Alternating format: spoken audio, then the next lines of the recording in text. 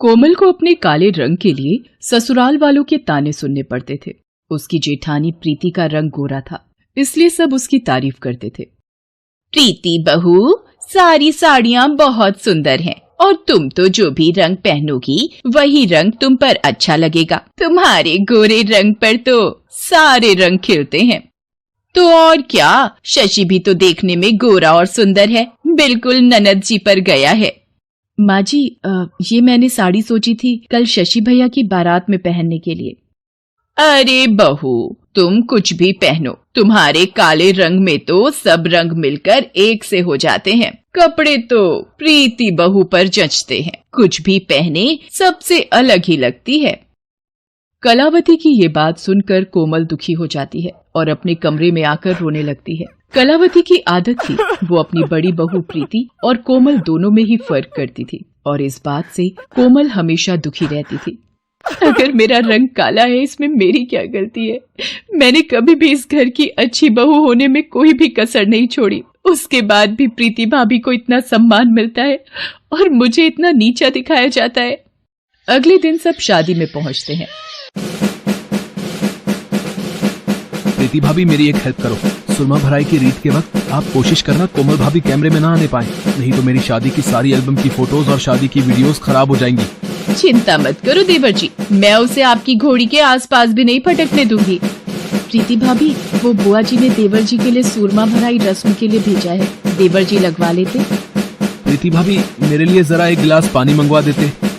कोमल, जरा देवर जी के लिए एक गिलास पानी ले आओ। कोमल को पानी लेने भेजकर प्रीति बारात की भीड़ में रस्म पूरी करके सब रिश्तेदारों के साथ फोटो खिंचवाती है। इतनी देर में कोमल आ जाती है और उसकी आंखें आंसुओं से भर आती हैं। अब मेरे पैर में थोड़ा दर्द है, मैं बारात के साथ चल नहीं पाऊंगी। मैं सोच रही थी गाड़ी में बैठ जाती हूँ। कोमल अपने आंसुओं को छुपाए गाड़ी में बैठ जाती है। अब तो कोमल रोजाना इन सब बातों से बहुत दुखी रहने लगी थी। एक सुबह, माँ जी, मैं जरा बाजार होकर आती हूँ।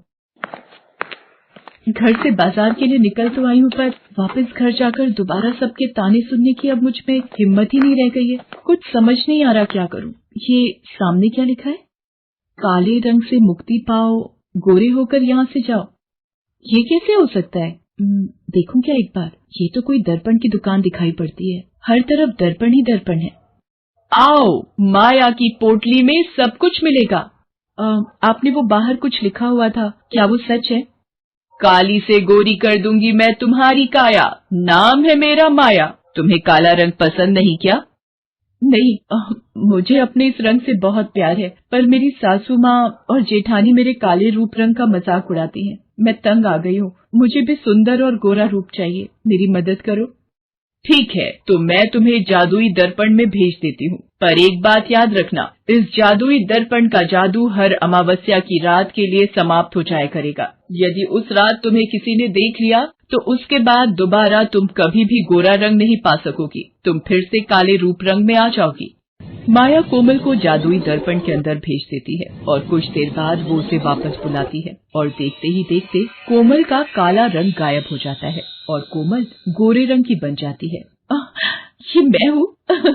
मुझे तो यकीन ही नहीं हो रहा है, मैं इतनी सुंदर बन गई। अब तो मेरा मुकाबला कोई नहीं कर पाएगा। सासू माँ और जेठानी जी तो देखती रह जाएंगी। आपका बहुत बहुत धन्यवाद माया जी, मैं आपका ये एहसान कभी नहीं भूलूंगी।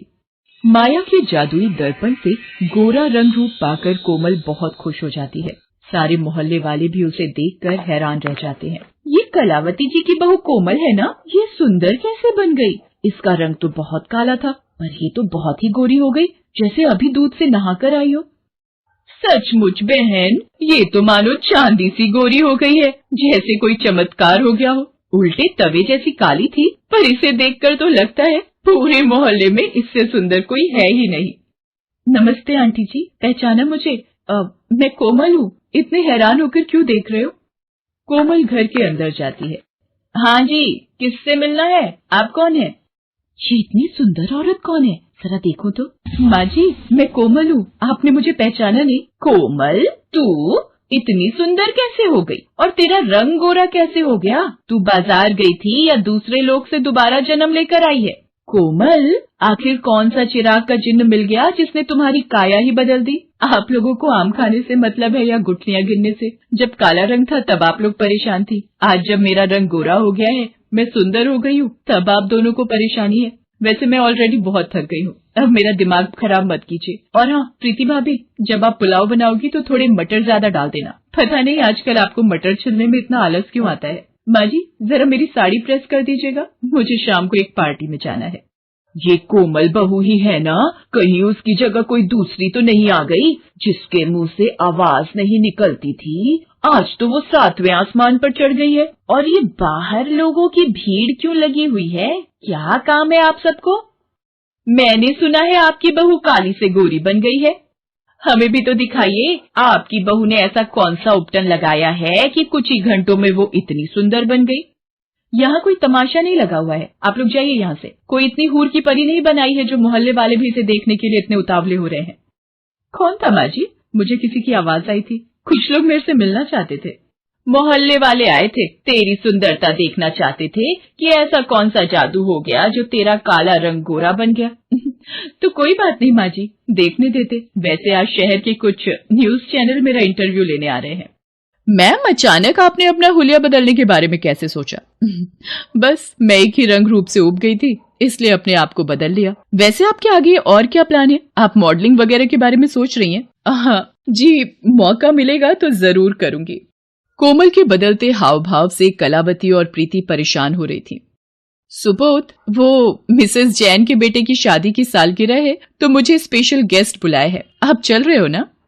अब ये महारानी पार्टियां अटेंड करे और मैं घर के काम करूं। मैं तो बहाने से मायके जाकर बैठ रही हूँ, यहाँ तो सासू माँ के साथ घर के काम कर करके पिसी जाऊंगी। अगली सुबह प्रीति अपनी माँ की बीमारी का बहाना लगाकर पति सूरज के साथ मायके चली जाती है। सुबोध को भी किसी काम से शहर से बाहर जाना था। कोमल, प्रीति भाभी भैया के साथ अपने मायके गई है, माँ घर पर अकेली है और मैं भी कल रात तक ही वापस लौटूंगा, तो तुम पीछे से माँ का ख्याल रखना। चलो अच्छा है, सुबोध भी काम से बाहर जा रहे हैं और भैया भाभी भी घर पर नहीं है। आज अमावस्या की रात है, आज मैं अपने पुराने रूप में रहूंगी। माँ जी तो जल्दी सो जाती हैं, तो उनको कुछ पता नहीं चलेगा। बस ये रात कट जाए, कल सुबह मुझे अपना सुंदर रूप दोबारा मिल जाएगा। सब लोग चले जाते हैं। कोमल रात होते ही अपने कमरे में आ जाती है। अच्छा है, माँ जी जल्दी सो गई। लगता है मेरा असली रंग वापस आ रहा है। मेरे हाथ धीरे धीरे काले हो रहे हैं। हाँ, मेरा मुंह दोबारा पहले जैसा हो चुका है। लगता है जादुई दर्पण के जादू का असर इस रात के लिए खत्म हो चुका है। मैं वापस अपने रूप में आ गई हूँ। अब सो जाती हूँ, सुबह होते ही मैं ठीक हो जाऊंगी। अरे ये तो माँ जी आवाज लगा रही है, कोई परेशानी तो नहीं है? माँ जी, माँ जी, हे भगवान, सीने में दर्द।